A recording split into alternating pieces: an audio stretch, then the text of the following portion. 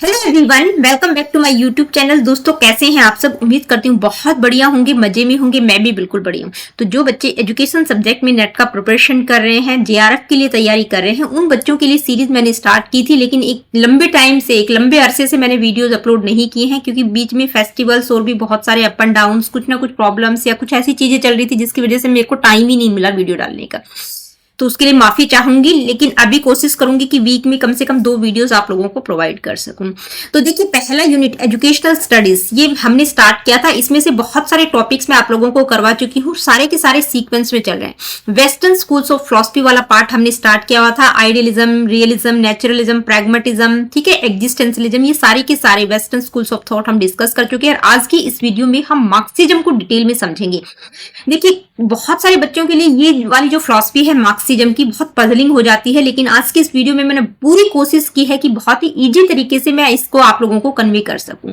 तो चलिए स्टार्ट कर लेते हैं आज की इस वीडियो को। सबसे पहले आप लोगों को बता देती हूं कि मैं आप लोगों को क्या क्या करवा चुकी हूं। ये जो पहली यूनिट है एजुकेशनल स्टडीज, तो contribution of Indian schools of philosophy, जिसमें सांख्य, योग, वेदांत, बुद्धिज्म, जैनिज्म, ठीक है, ये हम कर चुके हैं। Contribution of western schools of thought में आइडियलिज्म, रियलिज्म, नेचुरलिज्म, प्रैग्मेटिज्म, ठीक है, और एग्जिस्टेंशियलिज्म भी मैं करवा चुकी हूँ। आज की वीडियो में हम मार्क्सिज्म को डिस्कस करेंगे, तो ये वाले 2 टॉपिक्स आप लोगों के बिल्कुल कंप्लीट हो जाएंगे। ठीक है, तो मार्क्सिज्म को स्टार्ट कर लेते हैं। तो चलिए स्टार्ट कर लेते हैं आज के इस टॉपिक को एक ब्यूटीफुल इंट्रोडक्शन के साथ। इसकी हम शुरुआत करते हैं। अब मार्क्सिज्म, देखिए, Marxism generally refers to the ideas of the German philosopher Karl Marx. ठीक है, कार्ल मार्क्स के साथ इस फिलोसफी को रिलेट किया जाता है, क्योंकि मार्क्सिज्म मार्क्स के नाम से रिलेट करती है। ठीक है, कार्ल मार्क्स के नाम से इसको रिलेट किया जाता है।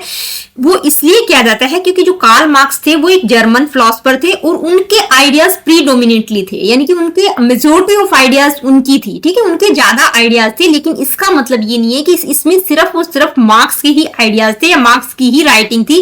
It also includes the ideas of Friedrich Engels and other thinkers who call themselves Marxist, यानी कि इसमें सिर्फ कार्ल मार्क्स के ही आइडियाज नहीं थे, इसके अलावा फ्रेडरिक एंगल और दूसरे जो थिंकर थे जिन्होंने इस फिलॉसफी में कंट्रीब्यूट किया है, उनको भी मार्क्सिस्ट बोला जाता है। ठीक है, यानी कि मार्क्सिज्म इसलिए कहा जाता है क्योंकि कार्ल मार्क्स के जो आइडियाज थी मेजॉरिटी उनकी थी, इसलिए मार्क्सिज्म बोला जाता है। लेकिन इसका मतलब ये नहीं है कि सिर्फ इन्हीं के आइडियाज थे, मतलब मिला जुलाकर उन सभी के आइडियाज को मिलाकर इस फिलॉसफी को मार्क्सिज्म बोला जाता है। ठीक है, Marxism is not a close system, ये क्लोज सिस्टम नहीं है, एक लिविंग फिलॉसफी है, continuously growing with new contributions, यानी कि इसमें लगातार जो मार्क्सिस्ट थिंकर्स हैं वो लगातार कंट्रीब्यूट कर रहे हैं, तो एक लिविंग फिलॉसफी है।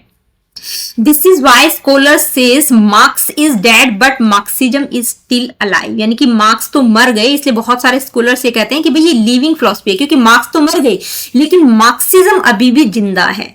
तो जो एक थिंकर थे डेविड मैकलेन, उन्होंने जो है मार्क्सिज्म के 3 पार्ट्स बताए हैं या 3 वॉल्यूम लिखे हैं। कौन कौन से? मतलब एक मार्क्स से पहले का मार्क्सिज्म, एक कार्ल मार्क्स वाले थॉट्स, और Marxism after Marx, Karl Marx के बाद वाला मार्क्स, यानी कि भाई आप नहीं थे उस टाइम पर भी चीजें एग्जिस्ट करती थी, आप थे उस टाइम पर आपके थॉट्स, ठीक है, उसके बाद भी है। तो मतलब आपके जाने से, चले जाने से ऐसा नहीं है कि चीजें खत्म हो गई। ठीक है, तो पहले भी मार्क्सिज्म था, उनके टाइम पर भी और उनके बाद में भी। तो मार्क्सिज्म क्या है? एक लिविंग फिलॉसफी है। इसी तरह से एक और दूसरे थिंकर है लेस्जेक कोलाकोस्की, ठीक है, उन्होंने भी इसके मार्क्सिज्म के 3 वॉल्यूम्स बताए। ये नाम थोड़ा सा आप ध्यान में रखेंगे। ठीक है, तो देखिए, ये एडिटिव स्लाइड हिंदी वाले बच्चों के लिए है। आई होप कि आप लोगों ने स्क्रीनशॉट ले लिया होगा, क्योंकि हिंदी में ही चीजें मैंने एक्सप्लेन की हैं। आगे बढ़ते हैं। अब इसमें हम 2 चीजों की चर्चा करेंगे, एक है यूटोपियन और दूसरा है साइंटिफिक सोशलिज्म। क्योंकि जो कार्ल मार्क्स की फिलॉसफी है वो सोशलिज्म की फिलॉसफी है, सोशलिज्म की वो बात करते हैं। ठीक है, तो हमने कहा ना कि भी जो मार्क्सिज्म है वो कार्ल मार्क्स से पहले भी, मार्क्सिज्म की जो फिलॉसफी है वो कार्ल मार्क्स से पहले भी एग्जिस्ट करती थी।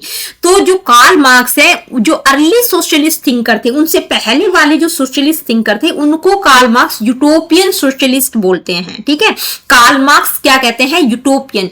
क्यों कहते हैं? Because although they correctly identified the ill of society, their remedies were impractical. वो कहते हैं कि भाई उनकी जो प्रॉब्लम थी, जो सोसाइटी की प्रॉब्लम थी, उसको तो उन्होंने करेक्टली आइडेंटिफाई किया, लेकिन उस प्रॉब्लम के लिए जो उन्होंने रेमेडीज प्रोवाइड की वो प्रैक्टिकल नहीं थी, वो इम्प्रैक्टिकल थी। क्योंकि यूटोपिया का मतलब ही क्या है कि भाई एक इमेजिनरी चीज, मतलब एक इमेजिनरी आइलैंड जहां पर हर चीज परफेक्ट है, socio economic political system perfect है, कोई एक्सप्लॉयटेशन नहीं है, कंप्लीट हैप्पीनेस है। तो कार्ल मार्क्स कहते हैं कि ऐसा वर्ल्ड में एग्जिस्ट ही नहीं करता, ऐसा हो ही नहीं सकता कि भाई सब कुछ परफेक्ट हो, ठीक है। तो इसलिए वो यूटोपियन, जो अर्ली सोशलिस्ट थिंकर थे, उनको वो यूटोपियन सोशलिस्ट बोलते हैं कि भाई उनकी जो प्रॉब्लम थी वो तो उन्होंने करेक्टली आइडेंटिफाई की थी, लेकिन उनकी जो रेमेडीज थी वो प्रैक्टिकल नहीं थी। अब कुछ मेन यूटोपियंस, अब ये जो वर्ड है यूटोपिया, ये कहां से लिया गया है? थॉमस मूरे का नॉवल है यूटोपिया, वहां से इस वर्ड को उठाया गया है, ठीक है, जिसका मतलब एक इमेजिनरी आइलैंड जहां पर हर चीज परफेक्ट है, कोई एक्सप्लॉयटेशन नहीं है, कंप्लीट हैप्पीनेस है। अब कुछ मेन यूटोपियन सोशलिस्ट के नाम आप ध्यान में रख सकते हैं, जैसे Robert Owen, Charles Fourier, Louis Blanc, Saint Simon और सिस्मोदी, ठीक है। ये कुछ यूटोपियन सोशलिस्ट के नाम है, अगर आप लोगों को याद रह जाए तो बहुत अच्छी बात है, कहीं पूछा जाए तो आप ध्यान में रख सकते हैं। इसके बाद है साइंटिफिक सोशलिज्म। देखिए साइंटिफिक सोशलिज्म, वो अपनी खुद की फिलॉसफी को साइंटिफिक सोशलिज्म बोलते हैं। जो अर्ली सोशलिस्ट थिंकर्स थे उनकी फिलॉसफी को वो यूटोपियन सोशलिस्ट बोलते हैं, ठीक है, उसको कहते हैं यूटोपियन सोशलिस्ट, और अपनी खुद की फिलॉसफी को साइंटिफिक सोशलिज्म बोलते हैं। साइंटिफिक इसलिए कहते हैं क्योंकि ये क्या करते हैं, इकोनॉमिक इंटरप्रिटेशन करते हैं हिस्ट्री की। कहते हैं कि भाई मतलब उन्होंने क्या किया कि जो एक्सप्लॉयटेशन हो रहा था वर्किंग क्लास का, उसके पीछे के कारण क्या है उनको भी डायग्नोज करते हैं, उसके लिए साइंटिफिक रेमेडीज भी प्रोवाइड करते हैं, ठीक है। उनके जो रेमेडीज हैं वो भी साइंटिफिक है और कॉजेस को भी डायग्नोज करते हैं प्रॉपरली। इसमें ये दो चीजों की बात करते हैं, एक है रिवॉल्यूशन और दूसरा है डिक्टेटरशिप ऑफ द प्रोलेटेरिएट। वो कहते हैं कि भी जो क्लास स्ट्रगल, जो एक मतलब एक तो ओनरशिप वाला हो गया, यानी कि एक जो ओनर है, दूसरा वर्किंग क्लास जो प्रोलेटेरिएट्स, उनके बीच में जो संघर्ष चल रहा है वो तभी खत्म होगा जब रिवॉल्यूशन आएगा और प्रोलेटेरिएट जो वर्किंग क्लास है उनकी डिक्टेटरशिप आएगी, तभी ये सारी चीजें अच्छी तरह से नॉर्मलाइज हो जाएंगी, ठीक है। तो उनका कहने का मतलब, उनका मेन मकसद क्या था? To establish a classless and exploitation free society, यानी कि जब प्रोलेटेरिएट्स की डिक्टेटरशिप आ जाएगी, यानी कि जो जनता का शासन आ जाएगा, मतलब जनता के हाथ में पावर होगी, तभी जो है क्लासलेस और एक्सप्लॉयटेशन फ्री सोसाइटी इस्टेब्लिश हो सकती है। ये किसका मानना था? मार्क्स का, कार्ल मार्क्स का। तो ये slide as it is Hindi वाले बच्चों के लिए है, आप स्क्रीनशॉट ले लीजिएगा। आगे बढ़ते हैं, बात करेंगे इवोल्यूशनरी और रिवोल्यूशनरी सोशलिज्म, ये दो टर्म्स, ठीक है। इवोल्यूशन की बात हो रही है, ठीक है, यानी कि धीरे धीरे इवोल्यूशन कैसे होता है? धीरे धीरे, जैसे ह्यूमन बीइंग का इवोल्यूशन भी मंकीज से, चिंपैंजीज से हुआ है, ठीक है, धीरे धीरे हुआ है, धीरे धीरे चेंजेस। तो इवोल्यूशनरी सोशलिज्म किसमें बिलीव करता है कि भाई जो सोशल चेंज है वो होना चाहिए, पीसफुल तरीके से होना चाहिए, ठीक है। तो वो पार्लियामेंट्री डेमोक्रेसी और बैलेट बॉक्स के द्वारा रिफॉर्म चाहते हैं। बैलेट बॉक्स का मतलब मतदान होना चाहिए, और संसदीय लोकतंत्र यानी कि पार्लियामेंट्री डेमोक्रेसी के द्वारा रिफॉर्म चाहते हैं, बदलाव चाहते हैं, लेकिन वो रिवॉल्यूशन की बात बिल्कुल भी नहीं करते। वायलेंस और डिक्टेटरशिप ऑफ प्रोलेटेरिएट्स को भी वो रिजेक्ट करते हैं, ठीक है, मतलब क्रांति की, रिवॉल्यूशन की वो बात नहीं करते, वायलेंस की बात नहीं करते। Supports gradual democratic transitions from a class divided society to a classless society, यानी कि मतलब जो डेमोक्रेटिक ट्रांजिशन है वो धीरे धीरे ग्रेजुअली होना चाहिए, ताकि जो क्लास डिवाइडेड सोसाइटी है वो एक क्लासलेस सोसाइटी में चेंज हो सके।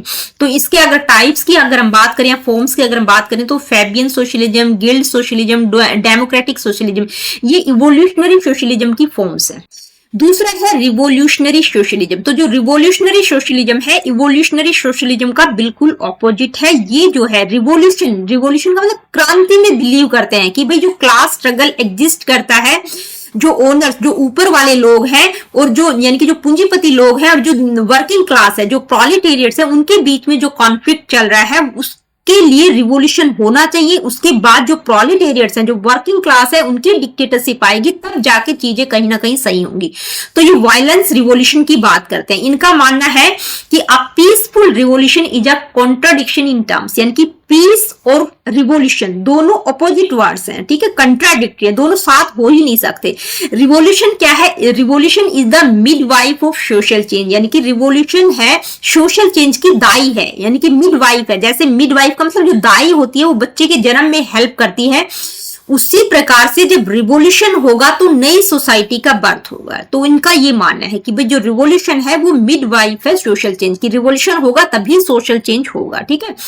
तो जो रिवोल्यूशनरी सोशलिज्म है वो साइंटिफिक सोशलिज्म ही है एक प्रकार से कार्ल मार्क्स का, उसी की रिवोल्यूशनरी सोशलिज्म की ही वो बात करते हैं। इसके बाद एक टर्म है सिंडिकलिज्म। सिंडिकलिज्म क्या है? जिस तरह से ये इवोल्यूशन की फॉर्म्स है, इसी तरह से सिंडिकलिज्म जो है रिवोल्यूशनरी सोशलिज्म की एक फॉर्म है। नाम आप थोड़ा सा ध्यान में रख सकते हैं, ठीक है, कई बार फॉर्म्स पूछ ली जाती हैं।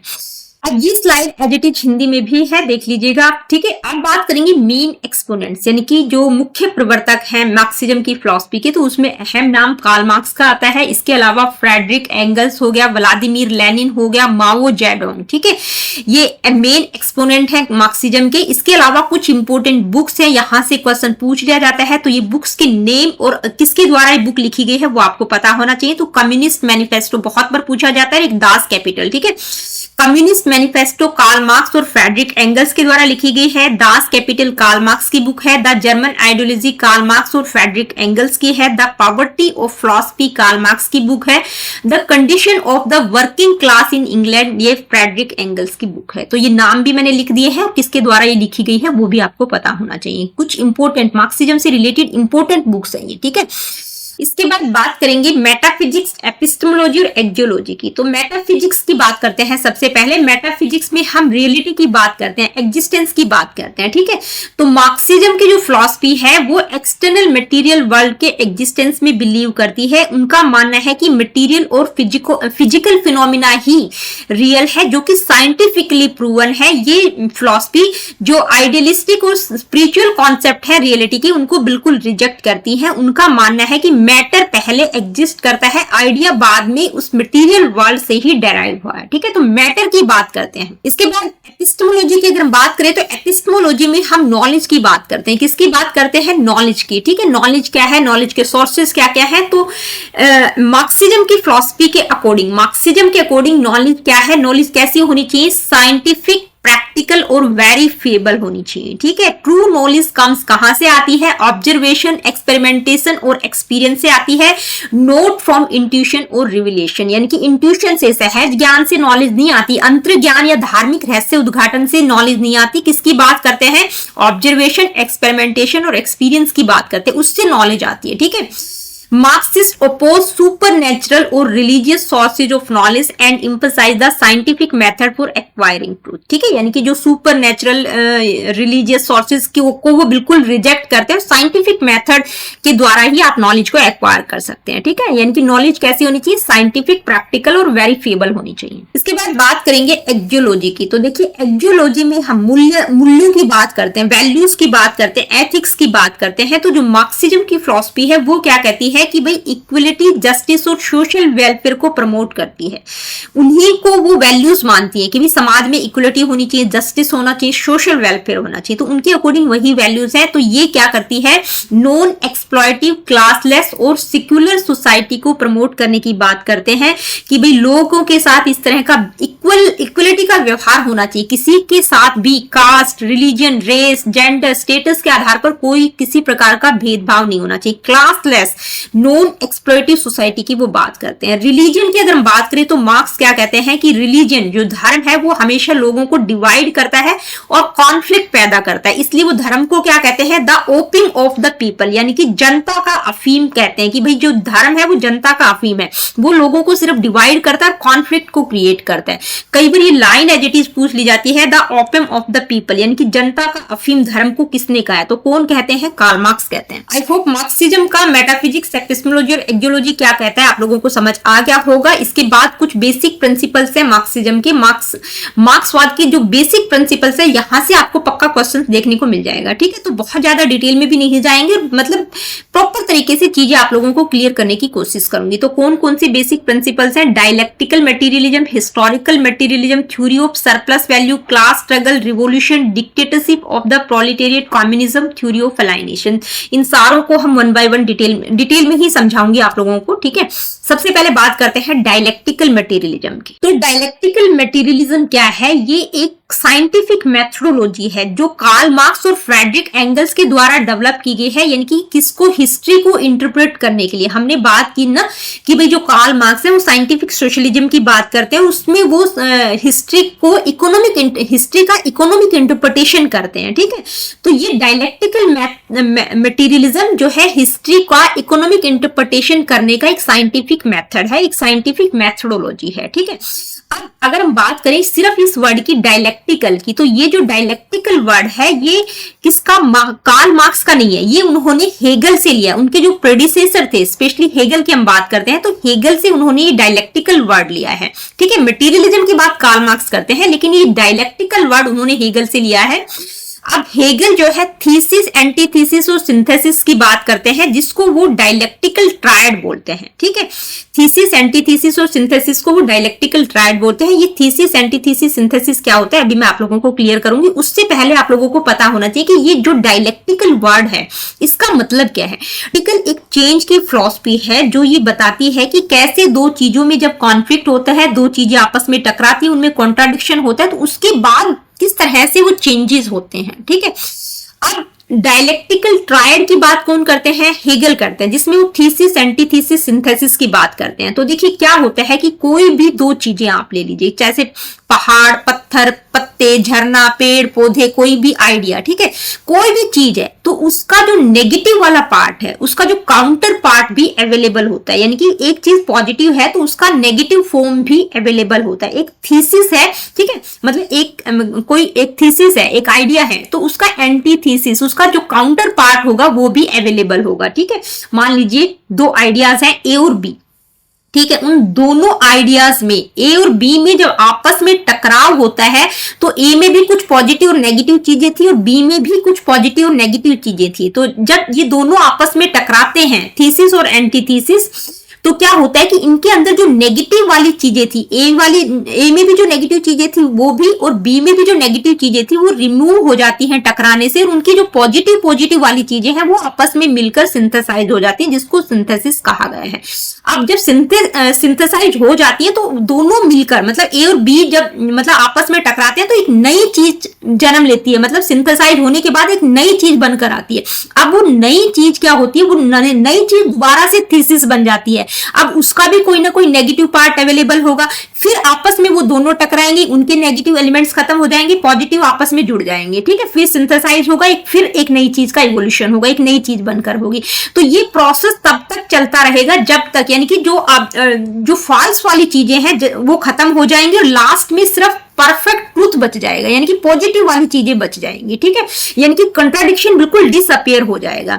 तो जो ग्रोथ और प्रोग्रेस है वो किसके थ्रू होता है, कॉन्ट्राडिक्शन। दो चीजें आपस में टकराती हैं, कॉन्ट्राडिक्शन होता है, पॉजिटिव वाली चीजें मिल जाती हैं, नेगेटिव वाली चीजें खत्म हो जाती है, ठीक है। तो धीरे धीरे ऐसे ही थीसिस, एंटीथीसिस, सिंथेसाइज होता जाएगा, यानी कि थीसिस और एंटीथीसिस मिलेंगे तो सिंथेसाइज होगा, एक नई चीज बनेगी।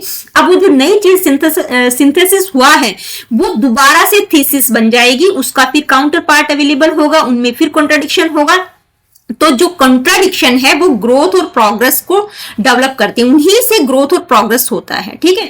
और लास्ट में कॉन्ट्राडिक्शन डिसअपियर हो जाएंगी, मतलब बिल्कुल तब खत्म हो जाएंगी जब आप परफेक्ट ट्रूथ पर पहुंच जाएंगे। अब हेगल और मार्क्स के जो आइडियाज हैं उनमें डिफरेंस क्या है, क्योंकि जो हेगल है वो डायलेक्टिकल आइडियलिज्म की बात करते हैं और कार्ल मार्क्स डायलेक्टिकल मटेरियलिज्म की बात करते हैं। डायलेक्टिकल वर्ड क्या होता है ये आई होप कि आप लोगों को समझ आ गया होगा, ठीक है। अब डायलेक्टिकल आइडियलिज्म क्या है कि भाई जो आइडिया है वो बेस है, मैटर उसका रिफ्लेक्शन है। एक एग्जाम्पल से इसको समझते हैं। मान लीजिए ह्यूमन बीइंग के माइंड में डेमोक्रेसी का एक आइडिया आया होगा, फिर उन्होंने सोसाइटीज और उन सारी चीजों को, जो भी इनइक्वालिटीज है उनको चेंज किया होगा, ये हेगल बात करते हैं। लेकिन मार्क्स क्या कहते हैं, डायलेक्टिकल मटेरियलिज्म की बात करते हैं। वो कहते हैं कि मैटर पहले है, मैटर बेस है, आइडिया उसका रिफ्लेक्शन है, कि मैटर पहले आता है, आइडिया बाद में आता है, ठीक है। ये कौन बात करते हैं, मार्क्स बात करते हैं। एग्जाम्पल से अगर हम समझे तो जैसे कि जो वर्किंग क्लास है कि भाई वो समाज में जो भी इनइक्वलिटीज थी, उनके साथ जो भी एक्सप्लॉयटेशन हो रहा था, जो भी इक्वलिटी थी, जो उनको वेजेस बेटर नहीं मिल रहे थे, उनको जो उनका शोषण किया जा रहा था, उनको वो सहन करते हैं, मतलब समाज में रह रहे हैं, सोसाइटी में रह रहे हैं।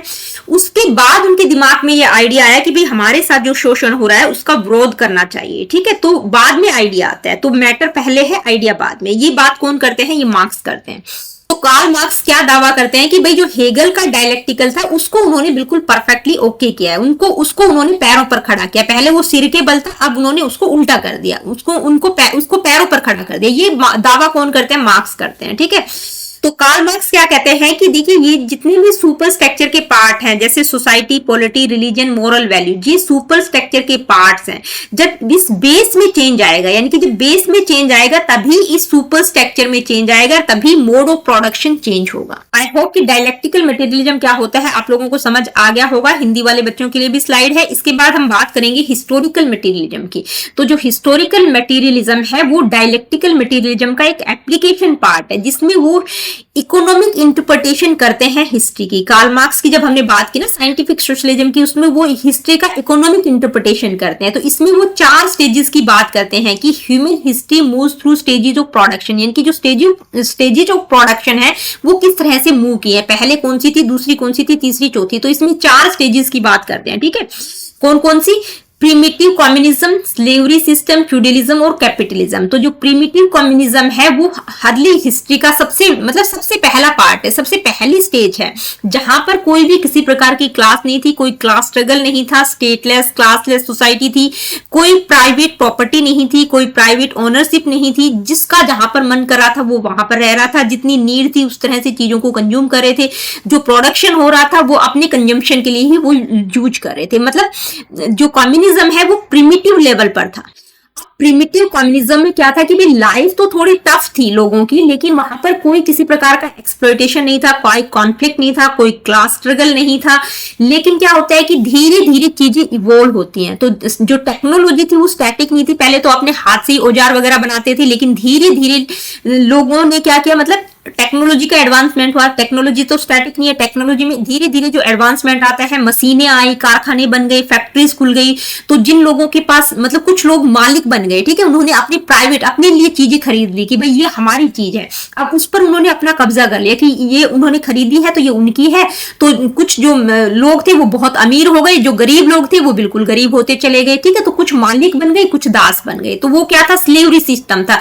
यानी कि जो मास्टर्स थे, जिनके पास प्रॉपर्टी थी, जिनके पास मतलब चीजें थी, तो वो क्या करते थे? एक्सप्लॉइट करते थे स्लेव्स को, दास को, ठीक है। तो जो स्टेट होता था वो किसको? मास्टर क्लास को ही प्रोटेक्ट करेगा। तो वो क्या था? स्लेवरी सिस्टम था। स्लेवरी सिस्टम के बाद जो दूसरी स्टेज आती है वो आती है फ्यूडलिज्म, ठीक है, जमींदारी प्रथा जिसको हम बोलते हैं। तो एक इसमें फ्यूडल लॉर्ड्स थे जो कि पीजेंट्स को एक्सप्लॉइट करते थे। पीजेंट्स का मतलब किसानों को एक्सप्लॉइट कर रहे थे। तो चीजें लगभग सेम ही थी, मतलब एक मालिक था, एक दूसरा किसान थे, वो उनके अंडर ही काम करते थे। तो वहां पर भी शोषण हो रहा था। अब फ्यूडलिज्म को किसने रिप्लेस किया? कैपिटलिज्म। कैपिटलिज्म में भी 2 क्लासेस थी, मतलब ये जो 3 है नीचे वाली, इनमें क्लास स्ट्रगल है, ठीक है। स्लेवरी सिस्टम में भी, फ्यूडलिज्म में भी, कैपिटलिज्म में भी 2 क्लासेज है। जब जहां पर 2 क्लासेज होंगी तो वहां पर स्ट्रगल तो होगा ही होगा, कॉन्फ्लिक्ट तो होगा ही होगा, ठीक है। कि भाई एक अमीर लोग हैं जो शोषण कर रहे हैं, दूसरे गरीब लोग हैं जिनका शोषण हो रहा है। तो कैपिटलिज्म में भी एक बुर्जुआ वर्ग था। बुर्जुआ का मतलब जो पूंजीपति लोग थे, जिनके पास पूंजी थी, जिनके पास धन था, जो ओनर थे, वो क्या कर रहे थे? प्रोलेटेरिएट, जो वर्कर्स थे, जो वर्किंग क्लास थी, जो प्रोलेटेरिएट थे, उनको एक्सप्लॉइट कर रहे थे, ठीक है। तो ये नाम चेंज हो गए, बहुत थोड़ा इनमें चेंजेस आया है, ठीक है। स्लेवरी सिस्टम के बाद को रिप्लेस किया, यानी कि जो स्लेवरी सिस्टम था उसको रिप्लेस किया फ्यूडलिज्म में, फ्यूडलिज्म को रिप्लेस किया कैपिटलिज्म में। तो ये जो 3 स्टेजेस हैं, तो क्लास स्ट्रगल आप देखेंगे हर स्टेज में एग्जिस्ट करता है, सिर्फ प्रीमिटिव कम्युनिज्म को छोड़कर। कम्युनिज्म में कोई किसी प्रकार का क्लास स्ट्रगल नहीं था। तो हर स्टेज कोलैप्स कर जाती है कॉन्ट्राडिक्शन के थ्रू, यानी कि जो पहली वाली स्टेज दूसरी वाली थी स्लेवरी सिस्टम, ये इसको रिप्लेस किया फ्यूडलिज्म में, यानी कि यहाँ पर कॉन्ट्राडिक्शन हुई तो जो रिवोल्यूशन आया उसके बाद फ्यूडलिज्म आया, ठीक है। फ्यूडलिज्म को रिप्लेस किया कैपिटलिज्म में, ठीक है। तो एक न्यू मोड ऑफ प्रोडक्शन आता है। तो ये है हिस्टोरिकल मटेरियलिज्म, यानी कि एप्लीकेशन पार्ट है डायलेक्टिकल मटेरियलिज्म का ही, कि किस तरह से हिस्ट्री की जो स्टेजेस थी उनमें किस तरह से चेंजेस आया है, ठीक है। इसके बाद ये हिंदी वाले बच्चों के लिए स्लाइड एज इट इज। तीसरा क्या है, theory of surplus value. Surplus value यानी कि अधिशेष मूल्य का सिद्धांत। तो ये थ्योरी ऑफ सरप्लस वैल्यू क्या है कि it explains exploitation in capitalist society, यानी कि सबसे लास्ट में कौन सी, कैपिटलिज्म आता है। तो जो कैपिटलिस्ट सोसाइटी थी उसमें किस तरह से एक्सप्लॉयटेशन हो रहा है उसको इसमें एक्सप्लेन किया गया है। किसमें, सरप्लस वैल्यू में, कि भाई जो लेबर थे, जो वर्कर्स थे, वही सारी वैल्यू क्रिएट कर रहे थे, काम तो वही कर रहे थे, यानी कि जो वर्कर्स थे वो the workers produce more values than what he is paid wages, the extra value is surplus value taken by the capitalist as profit. कहने का मतलब क्या है कि जो वर्कर्स थे काम तो वो कर रहे थे, ठीक है, अब वो काम, मान लीजिए जो वर्कर्स हैं, एक वर्कर है वो 1000 रुपए का काम कर रहा है, ठीक है, दिन में 1000 रुपए का काम कर रहा है, लेकिन एज अ वेजेस यानी कि उसको सिर्फ और सिर्फ जो ओनर होता है वो सिर्फ 300 रुपए देता है, बाकी जो 700 रुपए का उसने काम किया वो क्या है, वो 700 रुपए जो प्रॉफिट है वो सरप्लस वैल्यू है। वो प्रॉफिट किसके पास जाता है, वो कैपिटलिस्ट यानी कि जो ओनर है उसके पास जाता है। तो इसको कहा गया है कि जो 700 रुपए का प्रॉफिट ले रहे हैं वो है सरप्लस वैल्यू। तो जो प्रॉफिट होता है वो किसके पास जाता है, जो कैपिटलिस्ट, जो पूंजीपति लोग हैं वो प्रॉफिट लेते हैं क्योंकि जमीन उनकी है, वर्कर तो सिर्फ काम कर रहे हैं, ठीक है। आई होप कि थ्योरी ऑफ सरप्लस वैल्यू क्या है आप लोगों को समझ आ गया होगा। इसके बाद बात करेंगे क्लास स्ट्रगल। क्लास स्ट्रगल का मतलब संघर्ष हो रहा है, वर्ग संघर्ष हो रहा है, दो जो क्लासेस बनी हुई हैं। मार्क्स क्या कहते हैं, history of all societies is the history of all of class struggle, यानी कि हर स्टेज ऑफ सोसाइटी दो अपोजिंग क्लासेस को बताती है। कि कहने का मतलब है कि जितनी भी हमने हिस्टोरिकल मटेरियलिज्म में पढ़ा, 4 स्टेजेस पढ़ी, सिर्फ प्रिमिटिव कम्युनिज्म को छोड़कर नीचे की जो 3 स्टेजेस थी, स्लेवरी सिस्टम, फ्यूडलिज्म और कैपिटलिज्म, वहां पर क्या हो रहा है, क्लास संघर्ष हो रहा है, ठीक है। अब ये जो स्लेवरी सिस्टम है इसमें एक मास्टर्स होते हैं, एक स्लेव्स होते हैं। तो मास्टर्स क्या करते हैं, एक्सप्लॉइट करते हैं स्लेव्स को। फ्यूडलिज्म में जो फ्यूडल लॉर्ड्स होते हैं वो पीजेंट्स को एक्सप्लॉइट करते हैं। कैपिटलिज्म में जो बुर्जुआ, जो पूंजीपति लोग हैं वो प्रोलिटेरियट्स को एक्सप्लॉइट करते हैं, यानी कि जो ओनिंग क्लास है, ठीक है, जो ओनर्स हैं, जो शोषण कर रहे हैं। एक है शोषण करने वाले, दूसरा शोषण को सहन करने वाले, वर्किंग क्लास। तो जो ओनिंग क्लास है वो वर्किंग क्लास को एक्सप्लॉइट कर रही है। इसके कारण स्ट्रगल हो रहा है, ठीक है, इसके कारण सोशल रिवॉल्यूशन भी आ जाएगा। इसके बाद बात करेंगे रिवॉल्यूशन की। जो क्लास स्ट्रगल, 2 क्लासेस हैं, ठीक है, स्लेवरी सिस्टम हो गया, फ्यूडलिज्म हो गया, कैपिटलिज्म हो गया, इनमें क्या हो रहा है, कॉन्फ्लिक्ट हो रहा है, ठीक है। स्लेवरी सिस्टम में मास्टर और स्लेव्स के बीच हो रहा है, फ्यूडलिज्म में फ्यूडल लॉर्ड्स और पीजेंट्स के बीच हो रहा है, कैपिटलिज्म में बुर्जुआ यानी कि पूंजीपति और जो प्रोलिटेरियट्स हैं उनके बीच में संघर्ष हो रहा है, उनके बीच में क्लास स्ट्रगल हो रहा है। अब ये जो क्लास स्ट्रगल है जब ये अपनी पीक पर पहुंच जाएगा कि भाई बिल्कुल ही उनको दबाया जा रहा है, दबाया जा रहा है, वो बेचारे क्या करेंगे, फिर वो रिवॉल्यूशन पे आ जाएंगे। तो जो क्लास स्ट्रगल जब बिल्कुल पीक पॉइंट पर पहुंच जाता है तो वो एक क्रांति का रूप ले लेता है, ठीक है। अब जो रिवॉल्यूशन होता है वो किस तरह से होता है, यानी कि हर स्टेज में रिवॉल्यूशन आया है। कि पहले किस तरह से ट्रांजिशन होता है, कि पहले क्या था, कम्युनिज्म था, वहां पर कोई प्रॉब्लम नहीं थी। उसके बाद जब स्लेवरी सिस्टम आता है तो क्या होता है, फ्यूडल रिवॉल्यूशन होता है, जिसको फिर फ्यूडलिज्म कहा गया। यानी कि स्लेवरी सिस्टम को किसने रिप्लेस किया, फ्यूडलिज्म में।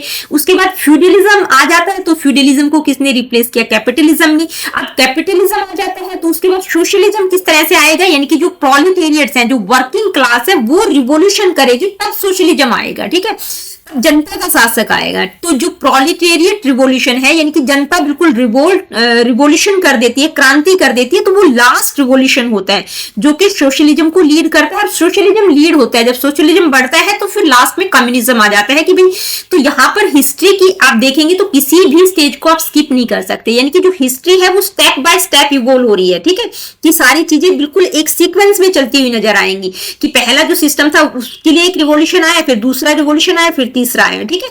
मतलब स्लेवरी सिस्टम को फ्यूडलिज्म ने रिप्लेस किया, फ्यूडलिज्म को कैपिटलिज्म ने, कैपिटलिज्म को किसने, प्रोलेटेरियट रिवॉल्यूशन ने रिप्लेस किया। उसके बाद सोशलिज्म आता है, सोशलिज्म जब बढ़ता है तो फिर लास्ट में कम्युनिज्म आ जाता है। अब जब रिवॉल्यूशन होगा तो उसके बाद क्या होगा, जब प्रोलेटेरियट्स हैं वो रिवॉल्यूट करेंगे, रिवॉल्यूशन करेंगे, तो क्या होगा, वर्किंग क्लास जब रिवॉल्यूशन पर उतर आती है तो किसकी डिक्टेटरशिप आ जाएगी, प्रोलेटेरियट्स की डिक्टेटरशिप आ जाएगी, ठीक है। After proletariat revolution workers capture state power, यानी कि किसके पास पावर आ जाएगी, वर्कर्स के पास पावर आ जाएगी। तो पहले क्या होता था, जो माइनॉरिटी यानी कि जो कैपिटलिस्ट कैपिटलिस्ट थे वो स्टेट पावर को यूज करते थे, वो मेजोरिटी को, जो वर्किंग क्लास है उसको एक्सप्लॉइट करते थे। लेकिन अब क्या हुआ, मेजोरिटी यानी कि जो प्रोलिटेरियट्स है उनके पास पावर आ गई। स्टेट पावर किसके पास है, प्रोलिटेरियट्स के पास है, तो वो किसको दबाने की कोशिश करेंगे, यानी कि जिसके पास भी पावर होगी वो दूसरे का शोषण करने की कोशिश करेगा, उसको दबाने की कोशिश करेगा।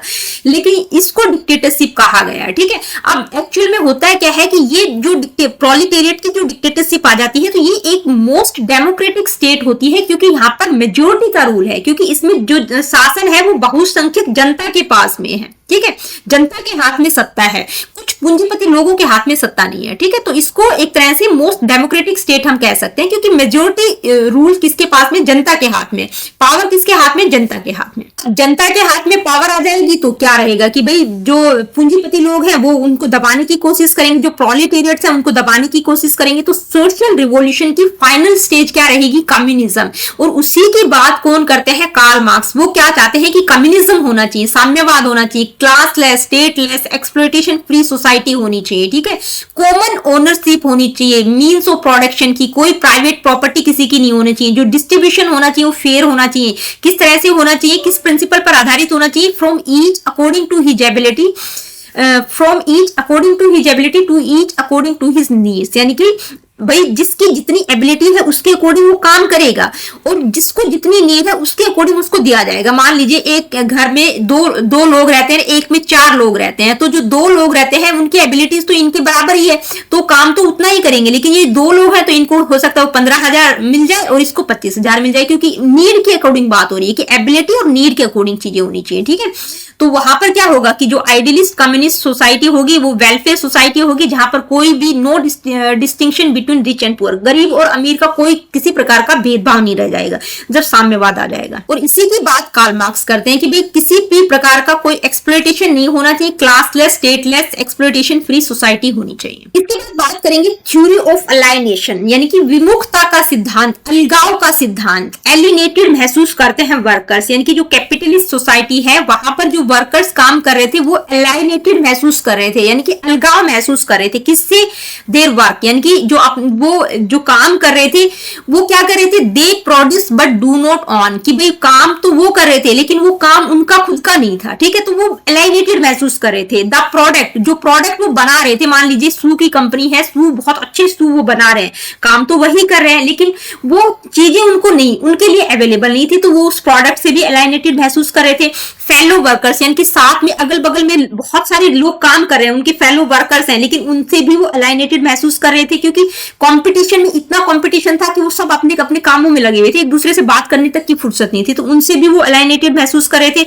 देयर ओन ह्यूमन नेचर, अपने खुद के ह्यूमन नेचर से भी वो अलाइनेटेड महसूस कर रहे थे। जो कैपिटलिस्ट सोसाइटी में जो वर्कर्स थे, क्यों महसूस कर रहे थे कि भाई जैसे उनके अंदर कोई क्रिएटिविटी बचकर ही नहीं रह गई थी, कि वो मैकेनिकली काम कर रहे थे, उनको कोई खुशी नहीं मिल रही थी, मतलब आनंद नहीं आ रहा था काम करने में, तो उस काम से वो एलाइनेटेड महसूस कर रहे थे कि भाई उनकी जो क्रिएटिविटी वो उभर कर नहीं आ रही। उनको जो काम दिया गया है, कि किसी को कुछ काम दिया गया है, मशीन मतलब बल्ब बनाने का काम है, तो लगातार वो प्रोड्यूस करे जा रहे हैं, बनाए जा रहे हैं, उसमें उनको कोई आनंद नहीं आ रहा, वो मैकेनिकली काम करे जा रहे हैं, तो खुद से भी, अपने खुद के ह्यूमन नेचर से भी एलाइनेटेड महसूस कर रहे थे। एक एग्जांपल यहां पर मैंने दे ही दिया है कि आप factory worker repeatedly tightening bolts on an assembly line feels no creativity और connection with the final product, symbol of alienation. मतलब एक कारखाने में काम करने वाला मजदूर जो रोज मशीन पर केवल बोल्ट कसने का काम करता है, उसका काम वही है, वो मैकेनिकली उस काम को करे जा रहा है, उसको ना कोई आनंद महसूस हो रहा है, ना कोई क्रिएटिविटी महसूस हो रही है, ना उस फाइनल प्रोडक्ट के साथ उसका कोई कनेक्शन है, उसको बिल्कुल भी मतलब उस प्रोडक्ट से ही वो अलाइनेटेड महसूस कर रहा है। तो ये क्या है, सिंबल है अलाइनेशन का, मतलब विलगाव महसूस करना। तो यहाँ पर जो कैपिटलिस्ट सोसाइटी थी वहां पर जो वर्कर्स थे वो मतलब जो प्रोड्यूस कर रहे थे उससे भी वो अलगाव महसूस कर रहे थे, जो प्रोडक्ट था उसके प्रति भी उनको कोई मतलब लगाव नहीं था, फेलो वर्कर से भी नहीं था, और अपने खुद के ह्यूमन नेचर से भी वो अलाइनेटेड महसूस कर रहे थे। तो ये कुछ इंपॉर्टेंट प्रिंसिपल्स थे किसके, मार्क्सिज्म के। आई होप कि आप लोगों को सारे के सारे प्रिंसिपल समझ आ गए होंगे। अगर कुछ समझ नहीं आया हो तो आप कमेंट करके मुझसे पूछ सकते हैं। अब हम स्पेशली एजुकेशन की बात करेंगे, क्योंकि हम एजुकेशन के संदर्भ में मार्क्सिज्म की जो फिलॉसफी है उसको पढ़ रहे हैं। तो एजुकेशन के बारे में, यानी कि एजुकेशन के बारे में मार्क्सिज्म की जो फिलॉसफी है वो क्या कहती है कि AIIMS of education, curriculum, teaching method, school, student का रोल क्या होना चाहिए, जो सारी चीजें हम पढ़ते हैं वो हम बात करेंगे। ठीक है, तो सबसे पहले एम्स की बात करते हैं। तो मार्क्सिज्म के अकॉर्डिंग एम्स कैसे होनी चाहिए एजुकेशन के, तो एम्स कैसे होनी चाहिए, to create a classless and exploitation free society, यानी कि शिक्षा के जो उद्देश्य है वो ऐसे होने चाहिए कि भाई जो क्लासलेस और एक्सप्लॉयटेशन फ्री सोसाइटी को क्रिएट करे, economic conditions of the poor, यानी कि जो गरीब लोगों की इकोनॉमिक कंडीशंस है उनको इंप्रूव करे, to establish a communist and cooperative social order को इस्टेब्लिश करे, यानी कि कम्युनिस्ट और कोऑपरेटिव सोशल ऑर्डर को इस्टेब्लिश करे, यूनिवर्सल और फ्री एजुकेशन होनी चाहिए सभी के लिए, development of vocational, physical and mental abilities का डेवलपमेंट हो सके, इस तरह की एजुकेशन होनी चाहिए, to make individuals socially conscious and productive citizen, यानी कि ऐसी एजुकेशन होनी चाहिए जो सोशली कॉन्शियस बनाए और प्रोडक्टिव सिटीजन्स को डेवलप करे, मतलब जो सिटीजन्स हो, जो नागरिक हो, प्रोडक्टिव हो। ठीक है, to promote social advancement and full employment, यानी कि सामाजिक उन्नति और पूर्ण रोजगार को बढ़ावा दे, to give priority to underprivileged and working class people, यानी कि जो वंचित वर्ग है उनको भी प्राथमिकता दी जानी चाहिए। एजुकेशन इस तरह की होनी चाहिए, एजुकेशन की एम्स इस तरह के होने चाहिए। इसके बाद बात करेंगे करिकुलम कैसा होना चाहिए अकॉर्डिंग टू मार्क्सिज्म। तो मार्क्सिज्म की जो फिलॉसफी है वो कहती है कि जो करिकुलम है वो एक्टिविटी ओरिएंटेड, वोकेशनल और स्किल बेस्ड होना चाहिए, emphasise on technical, agriculture and physical education पर एम्फसाइज करें, include science, mathematics, geography, life science and languages, इस तरह के सब्जेक्ट्स उसमें इंक्लूड होनी चाहिए करिकुलम में। ठीक है, करिकुलम क्या करे, should promote cooperation and social harmony, cooperation और सोशल हार्मोनी को प्रमोट करे। Curriculum must reflect the needs of a socialist and communist society, यानी कि जो करिकुलम है उसमें सोशलिस्ट और कम्युनिस्ट सोसाइटी की नीड्स रिफ्लेक्ट होनी चाहिए। Should include history of workers movements and political economy, यानी कि जो करिकुलम है उसमें वर्कर्स की हिस्ट्री क्या रही है, उन्होंने कौन कौन से मूवमेंट किए, ठीक है, उनकी पॉलिटिकल इकोनॉमी क्या थी, वो सारी चीजें उसमें इंक्लूड होनी चाहिए। Designed and regulated by the state government, Marxism कहता है कि भाई जो करिकुलम है वो स्टेट गवर्नमेंट के द्वारा ही डिजाइन और रेगुलेट किया जाना चाहिए। ठीक है, मेथड्स ऑफ टीचिंग की अगर हम बात करें तो किस तरह के मेथड्स की बात करते हैं, practical, experiential methods, group activities, project, problem solving methods, learning by doing, lecture and discussion methods. ठीक है, इस तरह के मेथड्स की वो बात करते हैं। Role of the teacher, teacher का क्या रोल रहेगा, मतलब टीचर ऐसा होना चाहिए जो सभी स्टूडेंट्स के साथ इक्वली ट्रीट करे, कोई किसी प्रकार का भेदभाव न करे। ठीक है, to develop social awareness and collective spirit, यानी कि स्टूडेंट्स में जो टीचर है वो सोशल अवेयरनेस और कलेक्टिव स्पिरिट को डेवलप करे। To increase faithfulness and productivity among students, इनके स्टूडेंट्स को किसके लिए इंक्रीज करे, फेथफुलनेस और प्रोडक्टिविटी के लिए इंक्रीज करे। To guide students in realising their potential, यानी कि स्टूडेंट्स को, विद्यार्थियों को उनके अंदर जो पोटेंशियलिटीज हैं उसको वो रियलाइज कर सके, इसके लिए वो गाइड करे। To inculcate Marxist values such as cooperation and equality, यानी कि विद्यार्थियों में मार्क्सवादी मूल्य जैसे कॉपरेशन हो गया, इक्वलिटी हो गया, इस तरह के मूल्यों को स्थापित करे। ठीक है, इसके बाद स्टूडेंट का रोल क्या रहेगा, तो मार्क्सिस्ट फिलॉसफी के अकॉर्डिंग जो स्टूडेंट का रोल है वो क्या होना चाहिए कि जो प्रैक्टिस और एक्सपेरिमेंटेशन के थ्रू सीखे, मतलब जो स्टूडेंट है वो इस तरह का होना चाहिए जो चीजों को प्रैक्टिस और एक्सपेरिमेंटेशन के थ्रू सीखे, अपनी वोकेशनल स्किल्स को एक्सप्लोर और डेवलप करे, रिस्पॉन्सिबल एंड फेथफुल सिटीजन बने। ठीक है, to imbibe values of equality, cooperation and social justice, यानी कि समानता, सहयोग और सामाजिक न्याय के मूल्यों को अपनाए, इस तरह का होना चाहिए। ठीक है, इसके बाद डिसिप्लिन की अगर हम बात करें तो जो मार्क्सिज्म की फिलॉसफी है वो सेल्फ डिसिप्लिन में विश्वास करती है, यानी कि जो डिसिप्लिन है वो मतलब बच्चे में खुद ही आए। ठीक है, इम्पोज डिसिप्लिन नहीं होना चाहिए, बाहर से थोपा हुआ डिसिप्लिन नहीं होना चाहिए। Students should understand their social responsibilities and regulate their behavior voluntarily. ठीक है, यानी कि अपनी सामाजिक जिम्मेदारियों को समझते हुए अपने व्यवहार को स्वयं नियंत्रित करना चाहिए। ठीक है, सेल्फ डिसिप्लिन की बात करते हैं। स्कूल की अगर हम बात करें तो जो मार्क्सिस्ट है वो क्या कहते हैं कि school is a place where students, यानी कि स्कूल एक ऐसा, मतलब विद्यालय एक ऐसा स्थान है जहां विद्यार्थी क्या करे, learn to develop vocational and practical skills, यानी कि जहां पर बच्चा अपनी, मतलब स्कूल ऐसा होना चाहिए जहां बच्चों में वोकेशनल और प्रैक्टिकल स्किल का डेवलपमेंट किया जा सके। Become useful member of society, यानी कि स्कूल ऐसा होना चाहिए जहां पर पढ़ने के बाद बच्चा सोसाइटी का एक यूजफुल मेंबर बन सके। ठीक है, जहां पर बच्चा कोऑपरेशन, हार्मोनी और कलेक्टिव लिविंग को सीखे। ठीक है, education should not be confined with within four walls. Community and natural environment are also important learning resources. यानी कि जो एजुकेशन है वो सिर्फ स्कूल की चार दीवारी तक सीमित नहीं होनी चाहिए, बल्कि बच्चा कम्युनिटी, नेचुरल इन्वायरमेंट भी लर्निंग की रिसोर्सेज है, वहां से भी चीजें बच्चा एक्वायर करे। ठीक है, इसके बाद बात करेंगे एजुकेशनल इम्प्लीकेशन क्या है मार्क्सिज्म का। तो एजुकेशनल इम्प्लीकेशन क्या है, शैक्षिक निहितार्थ क्या है कि भाई एजुकेशन का एम क्या है। Education should aim at social equality and justice की बात की गई है। ठीक है, promote dignity of labour by including productive work in curriculum, यानी कि श्रम की गरिमा को शिक्षा में महत्व दिया जाना चाहिए। डिग्निटी ऑफ लेबर को प्रमोट किया जाना चाहिए एजुकेशन में। ठीक है, बच्चों में साइंटिफिक आउटलुक और क्रिटिकल थिंकिंग को डेवलप किया जाए। Education must prepare students to fight against exploitation and injustice, यानी कि एजुकेशन बच्चों को इस तरह से प्रिपेयर करे ताकि वो जो भी एक्सप्लॉयटेशन और इनजस्टिस हो रहा है उसके खिलाफ वो खड़े हो सके, उसके खिलाफ वो फाइट कर सके। Create a society based on collectivism, cooperation and socialism. ठीक है, यानी कि शिक्षा से सामूहिकता, सहयोग और समाजवाद की स्थापना हो, इस तरह की एजुकेशन होनी चाहिए। तो दोस्तों आज की इस वीडियो में हमने मार्क्सिज्म की फिलॉसफी को बिल्कुल डिटेल में समझा। आई होप कि चीजें आप लोगों को क्लियर हो गई होंगी। अगर फिर भी किसी प्रकार का कोई डाउट है तो आप कमेंट करके मुझसे पूछ सकते हैं। अगर वीडियो सेशंस आप लोगों के लिए हेल्पफुल है तो वीडियोस को लाइक, शेयर और चैनल को सब्सक्राइब आप कर सकते हैं। कोई डाउट है, कुछ क्वेरीज है, कुछ आप मुझे बताना चाहते हैं, पूछना चाहते हैं, do comment in the comment section. तो मिलती हूँ आप लोगों से अपनी अगली वीडियो में। अगली वीडियो में हम आइडियलिज्म, रियलिज्म, नेचुरलिज्म, प्रैग्मेटिज्म में डिफरेंस क्या होता है उस टॉपिक को डिस्कस करेंगे।